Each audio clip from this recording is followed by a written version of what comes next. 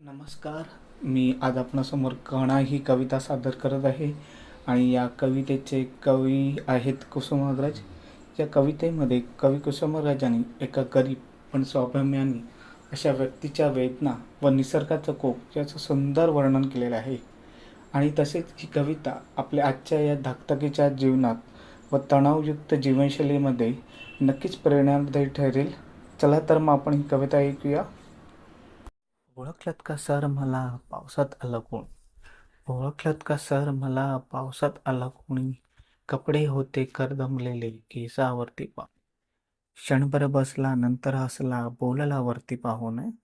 गंगा माई आली पाहुणी गेली घरटत राहून. माहेर वाशिन पोरी सारखी चार भिंतीत नाचली, मोकळ्या हाती जाईल कशी बायको मात्र वाचली. भिंत कचली चूल विजली होते नव्हते गेले, प्रसाद म्हणून पापण्यामध्ये पाणी ठेवले. कारभाणीला घेऊन संगे सर आता लढतो आहे. कारभाणीला घेऊन संगे सर आता लढतो आहे. पडकी भिंत बांधतो आहे, चिखलगाळ काढतो आहे. खिशाकडे हात जातात हसतच उठला. खिशाकडे हात जातात हसतच उठला. पैसे नको सर जरा एकटेपणा वाटला. मोडून पडला संसार तरी मोडला नाही कणा. मोडून पडला संसार तरी मोडला नाही कणा. पाठीवरती हात ठेवून नुसते लढ म्हणा. पाठीवरती हात ठेवून नुसते लढ म्हणा.